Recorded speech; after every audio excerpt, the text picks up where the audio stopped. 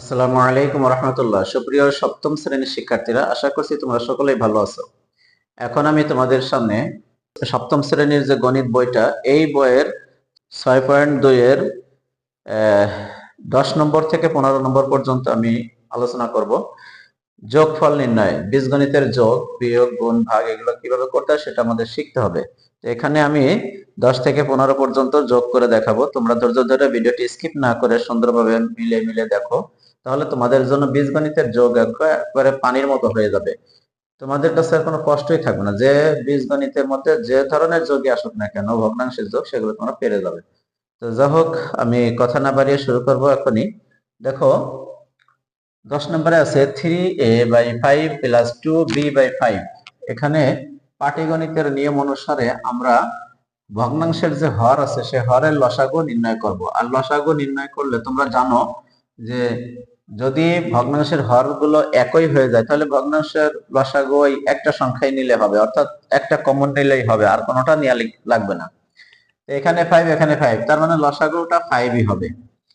5 এর সাথে 5 এর যদি আমরা ভাগ করি, অর্থাৎ আমাদের নিয়ম হলো যে লসাগু করার পরে যে লসাগুটা হবে সেই লসাগুর সাথে প্রতিটা ভগ্নাংশের হরের ভাগ করতে হবে, হর ভাগ করে দিতে হবে। তো যখন হর ভাগ করব তখন একটা ভাগফল পাবো, সেই ভাগফলের সাথে আমাদের লবের গুণ করে দিতে হবে। তাহলে আমরা এই 5 এর সাথে 5 যদি ভাগ করি তাহলে আমরা পাবো 1। 1 এর সাথে যদি 3a এটা লবে গুণ করি তাহলে কোনো পরিবর্তন আসবে না। এখানেও ঠিক একই সেম ক্যাটাগরি, তাই যা আছে এটাই বসে গেল। আচ্ছা, এখন তোমরাই বলো, এখানে আছে 3টা a, আছে 2টা b, এটা কি যোগ করা যায়? তোমরা বলবে অবশ্যই না। তার কারণ যোগ করতে হলে সমান সমান হতে হবে। হয়তো 5টা গরুর সাথে 5টা গরুর যোগ হবে, 6টা গরুর সাথে 6টা গরুর যোগ হবে, 5টা ছাগলের সাথে 5টা ছাগলের যোগ হবে, বা 5টা ছাগলের সাথে 3টা ছাগলের যোগ হতে পারে। এই জায়গা ধরো, এই জায়গা 3টা এ, 2টা বি, এই দুইটা তো সম্পূর্ণ ভিন্ন। এজন্য এইভাবেই এটাই হলো আমাদের অ্যান্সার, এর কোনো ব্যতিক্রম নাই। এখানেও ঠিক একই রকমের হবে। দেখো, এখানে 5x-টাই আমাদের লসাগু হলো। তো 5x এর সাথে 5x ভাগ করলে 1 হবে, 1 এর সাথে 1 গুণ করলে 1ই থাকে। আবার এখানেও ঠিক সেম একই থেকে গেল। তাহলে পরের লাইনে দেখো, এখানে আমরা কি করতে পারতেছি, 2 আর 1 3, এটা আমরা যোগ করে এই যা বসা দিতে পারতেছি। এটা পূর্ণ সংখ্যা, তো এর সাথে এগুলোর সাথে কোনো চলক নাই, এই কারণে এটা যোগ করে দিতে পারলাম। তাহলে 3/5x এটা হলো আমাদের এখানকার অ্যান্সার। আশা করছি তোমরা বুঝতে পারছো। দেখো 12 নম্বরে কি হলো, এইখানে লসাগুর ক্ষেত্রে দেখো দুটা কিন্তু দুই ধরনের, একটা হলো এ আর একটা হলো বি। 2টা এ 3টা বি, এর যদি লসাগু করতে হয় তাহলে আমরা গুণ করে দিব, তাহলে আমাদের হয়ে যাবে 3 আর 2 গুণ করলে হবে 3 দুগুণী 6, 3 দুগুণী 6। এখন এ আর বি গুণ করলে হবে এ বি, এটা হলো লসাগু। এখন এই লসাগুর সাথে আমাদের ভাগ করতে হবে হরের। তাহলে 6 এর সাথে 6 কে 2 দিয়ে ভাগ করলে হবে 3 দুগুণী 6, 3 দুগুণী 6, 3 পেলাম। আর এই জায়গা এর সাথে এ ভাগ করলে কেটে যাবে, আর থাকলো হলো বি। তাহলে এইখানে আমাদের ভাগ করলে দেখো এই 6ab, এটা যদি এভাবে ভাগ করা হয় তাহলে এ এ কেটে গেল, আর এখানে 3 আসলো, আর এই বিটা উপরে উঠে গেল। তার মানে 3b হলো আমাদের ভাগফল। এই 3bর সাথে যদি x এর গুণ করি তাহলে আমাদের হবে হলো 3bx, এটা হবে প্লাস, এখানে আমরা এই যদি 3b দিয়ে ভাগ করি তাহলে আমাদের কি থাকবে, 6ab কে 3b দিয়ে ভাগ করলে bb কেটে যাবে, আর এই জায়গা কি আসতেছে 2, আর a উঠে গেল, তাহলে 2a থাকলো। এই 2 এর সাথে যদি y গুণ করি তাহলে হবে 2ay। এখন এখানে মজার ব্যাপার হলো, দেখো 3bx আর 2ay, এটা এটা আলাদা আলাদা সম্পূর্ণ রাশি, এজন্য যোগ করা যাবে না, চলক ভিন্ন হওয়ার কারণে যোগ করা যাচ্ছে না। তাহলে আমরা এটাই অ্যান্সার পেয়ে গেলাম। এই এটা হলো আমাদের অ্যান্সার।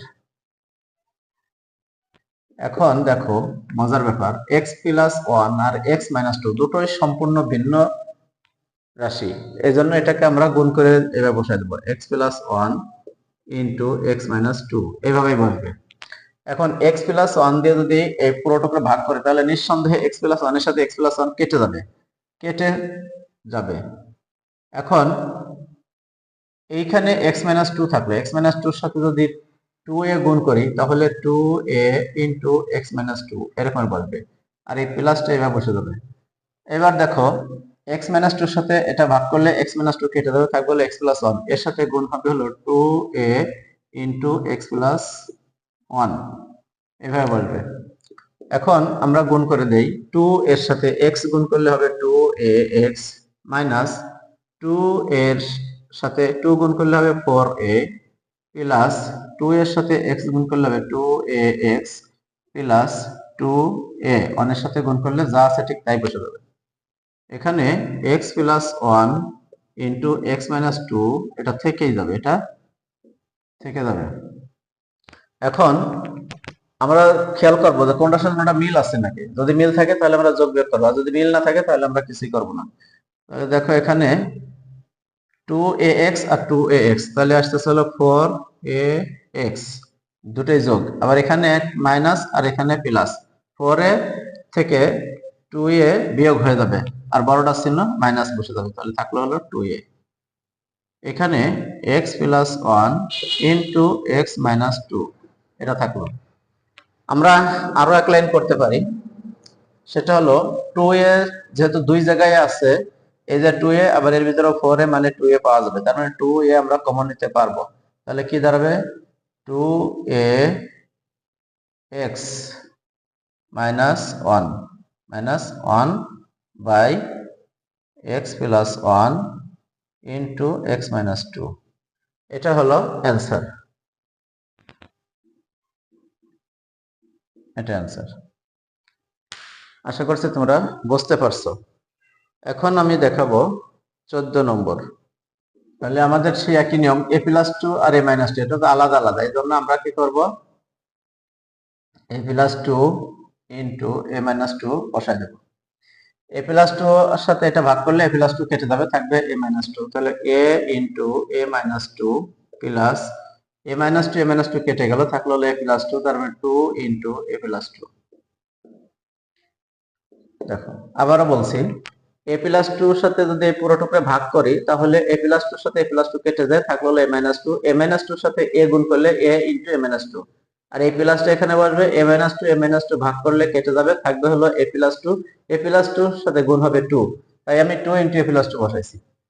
এখন আমাদের গুণ হবে এই a আর এইটা দুইটা যদি গুণ করি তাহলে a স্কয়ার হয়ে যাবে, আর এর সাথে যদি মাইনাস টু গুণ করি তাহলে মাইনাস 2a হবে, প্লাস এখানে 2a আর এখানে প্লাস 4 এটা আসতেছে, ভাগ আমরা এই জায়গায় a প্লাস টু আর a মাইনাস টু, তার মানে হলো a square minus b square সূত্রে ফেলা দিতে পারি, তার মানে হলো a square minus b square মানে 4, a square minus b square মানে 4 বসাই দেবো নিচের লাইনে। এইখানে দেখো a স্কয়ার মতো থাকলো, আর এইখানে এটা কেটে গেল, থাকলো হলো প্লাস 4 আর এখানে আসলো কি a স্কয়ার প্লাস 4, সরি এই যে a স্কয়ার প্লাস 4 আর নিচে আসলো হলো a স্কয়ার মাইনাস 4, এটা হলো আমাদের অ্যান্সার।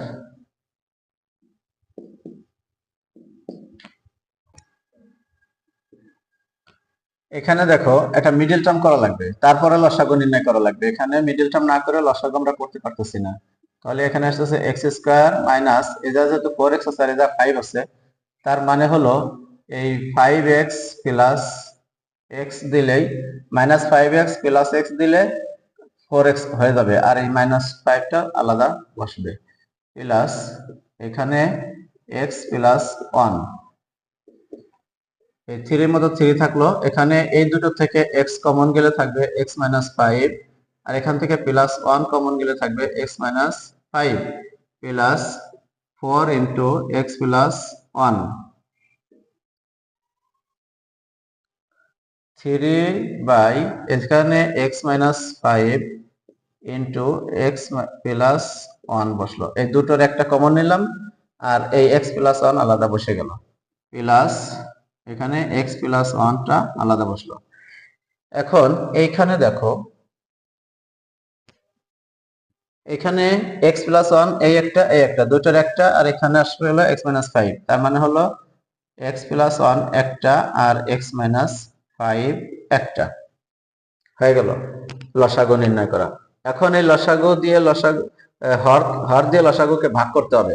তাহলে হর এখানে x minus five x plus one আছে, এখানে x plus one x minus five, তার মানে একই, তাই কেটে গেল, কেটে গিয়ে থাকলো ওয়ান, ওয়ানের সাথে আমরা থ্রি গুণ করলে ওয়ানই থাকলো।